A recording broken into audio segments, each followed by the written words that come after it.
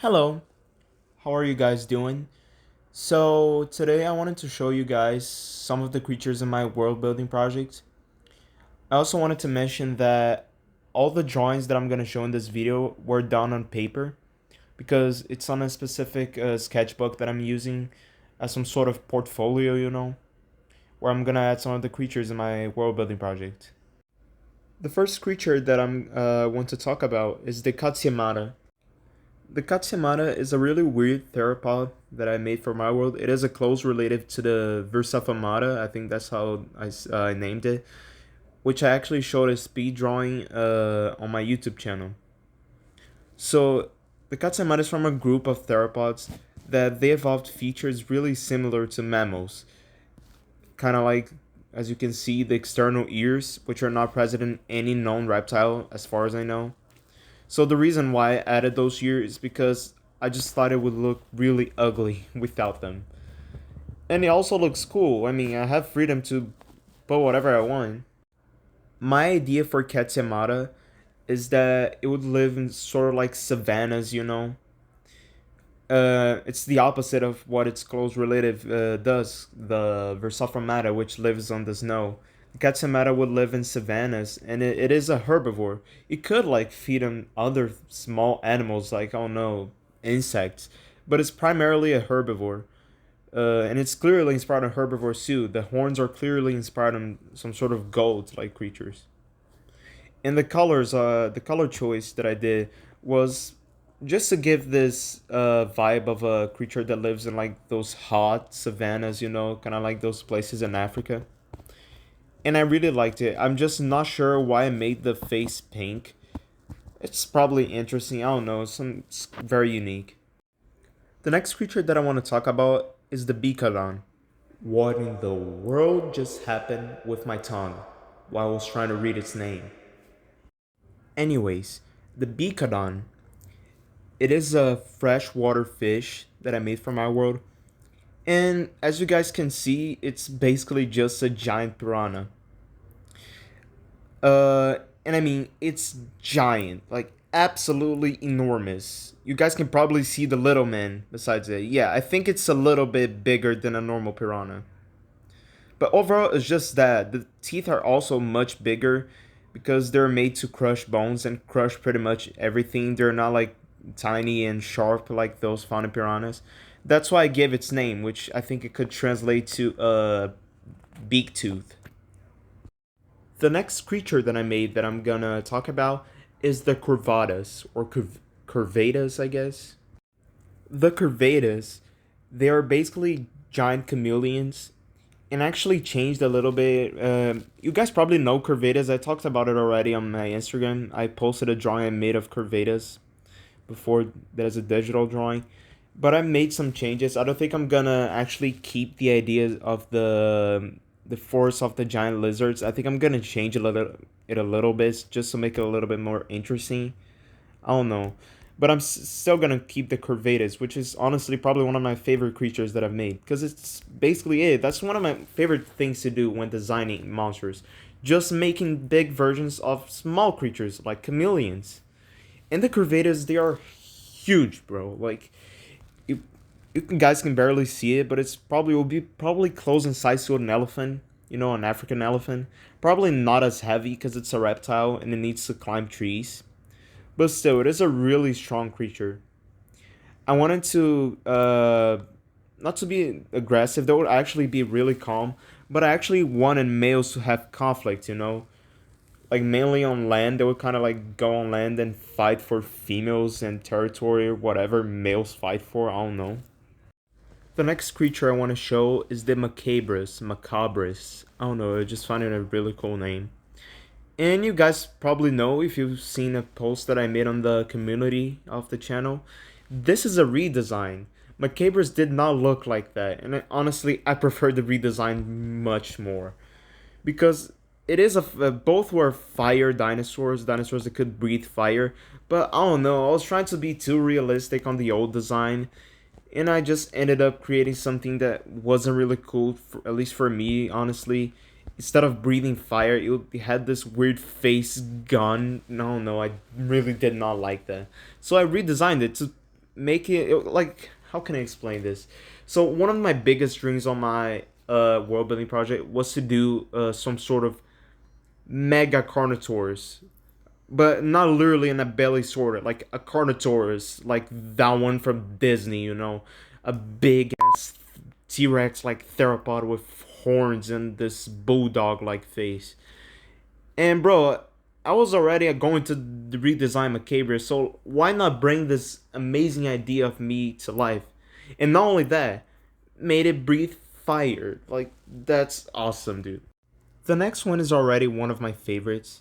It's called Berserkamada. So I want a Berserkamada to be a theropod that lives in like those volcanic regions, you know, kind of like those ashy regions.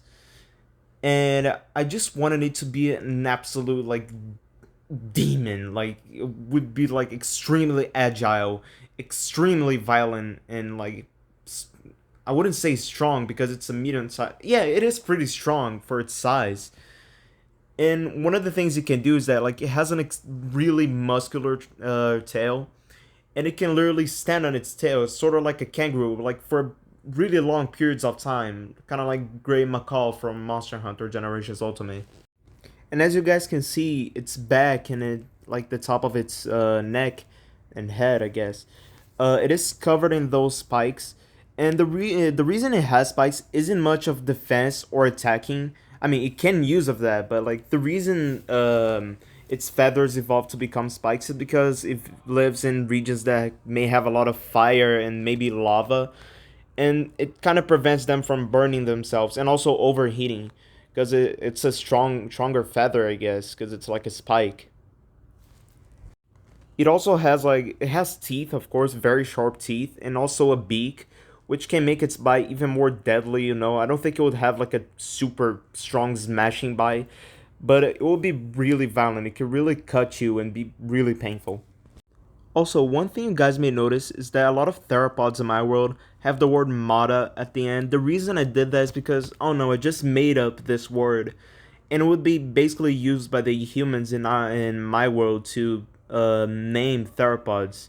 So there's Berserkamada, there's Versafamada, there's Katsimada, etc. The next creature that I'm gonna talk about is this one, which I didn't name yet. I mean, you guys can probably see I named it Air Serpents, and I also erased it was originally called Air Seals, but I didn't actually create a proper name for it. Anyways, how can I explain the idea for this creature? So, I'm pretty sure the core idea was pretty much Amatsu from Monster Hunter. I all I really like the idea of creatures that have a body that is clearly really hydrodynamic, like they're like pretty much able to swim in water, but they swim on the air somehow, whether through magic or some weird biology, which is on the case of my creature, which I'm gonna call air seals until I actually create a proper name for it. The air seals, like many creatures in my world, they feed on like meat and all sorts of things, but they also sometimes eat minerals. It's not really like useful for them to stay alive, but it's useful for them to swim in the air, which is pretty useful, honestly. They're not gonna die if they don't swim in the air, but it's how they hunt, you know. And like those minerals mixed with other things it eats and substances on its body, it creates like sorts of like bags inside of its body, and little gas bags, and also micro bags throughout its skin, I guess, that it's pretty much able to swim in the air. It's not just flight, you know. It doesn't fly, it swims in the air as if it was water, you know. It's a crazy biology. I'm not sure how I'm gonna go give more details. Honestly, nowadays I'm caring less about science in my world and just doing things for fun, for the sake of it, you know. I just really like this creature, but this one isn't the most interesting because there is a close relative to it which I didn't finish coloring yet. I might show you it on the next video, which is much more interesting. You guys will see. Another creature I made is the false wyvern. So how can I explain? My world has wyverns, which I'm gonna show later in this video. But the false wyverns, they're not wyverns, as their name suggests. And the reason they're named like that is because, I don't know, I guess tribes who don't know much about biology would look at them from far and think, wow, that's a wyvern. But, I don't know, it looks kind of weird. What the hell does the wyvern have a bat head? That's because those are not wyverns. They're actually just, like, really big bats. Like, I don't know, I guess tiger-sized bats. They're really big. And I also wanted them to have like those spikes on their tail, which, I don't know, it's kind of obvious. It would be used for defense, whatever. Like, wow, spikes, sharp, ow. Now that we talked about the false wyverns, why not talk about the true wyverns? And don't worry, that's not how they're called. So this is not the only wyvern I'm gonna make for my world. So I also didn't give it a proper name. I thought about naming it Berserkamada, because it's not a dinosaur, but I don't know, I guess some people would think it's a flying theropod when it isn't. But anyways, I didn't really truly name it yet. But anyways, this will be this wyvern will live like in desert regions, and I wanted to use those false scales on their back to kind of, how can I explain this? They'll kind of vibrate and like rub against each other and create like small electrical charges. Oh my gosh, my feet, my feet, my feet. So, I'm sorry to interrupt the video. I just kind of like had a cramp on my foot. That's why I stopped. My bad. Anyways, these desert wyverns, they will have those scales that will like vibrate and create like small electrical charges. So I don't know. I guess its body format is like a Seragio's, and its scales will vibrate and create electricity. I kind of like, I forgot the name, Astalos. And the head of my wyvern has like some small inspiration of ceratopsians and Pachycephalosaurs. Yeah, overall it's just basically just a wyvern. I don't know. I just really like the way I drew its feet, you know, kind of like it resembles, it looks like an eagle, you know. I find it really cool for some reason. I'm kind of proud of that. Now, here comes a part of my world which is kind of cliche, you know. But like, I don't really think cliches are bad, especially like, bro, if something is a cliche, it's probably because it's cool, you know. So yeah, my world has dragons, you know. And I know, oh, dragons, oh, every fantasy world, every world building project has dragons. We're so uncreative, but I don't know, bro. Dragons are cool. Like, you all gotta admit that. The first dragon that I made for my world building project and my personal favorite is the Mitka Shalava. It's a weird name, it's just a bunch of words in Hebrew which I mixed together, and I don't remember what they meant, and I don't feel like trying to find out again. I just forget the stuff I create. And the cool thing about the dragons in my world is that they're like highly intelligent, like human level. They're able to like make villages, like big villages, because I don't know, they're really big.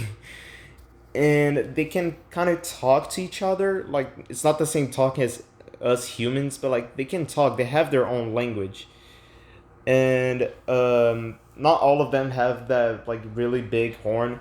Only like the alphas, you know, they have those huge horns which don't serve much for defense, only to show like, wow, look, I am powerful, I am beautiful, I am perfect. And the dragons in my world, they're also intelligent enough to like actually build weapons. By the way, they do use fire, but only like the noble dragons, like the really rich and powerful ones, which have access to minerals they can feed on and fuel their fire abilities.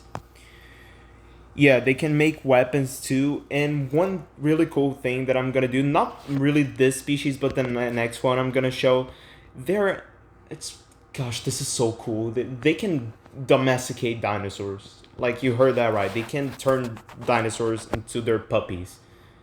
Yeah, it's more like slaves, but still. This is the dragon, the Tolga. What a hard name I wrote. Oh my gosh, why do I create those things?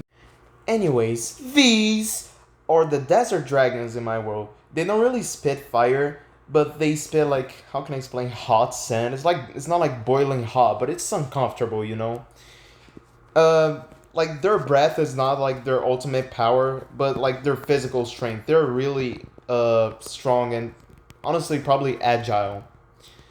And they can like domesticate the biggest theropods in my world, the armadillos, which I made a node illustration and then I remake of the remake on paper, which I'm gonna show maybe on the next video.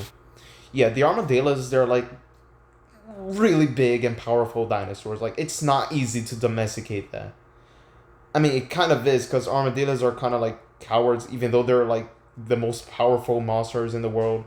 They're kind of dumb, you know, not really dumb, but like puppy dumb. Anyways, guys, these are some of the creatures in my world building project. I hope you guys liked the video and liked the creatures I made. Thanks for watching my channel. Please share with others and please subscribe and click the like button. I would really appreciate it. Thank you guys. Have a blessed day and a blessed life.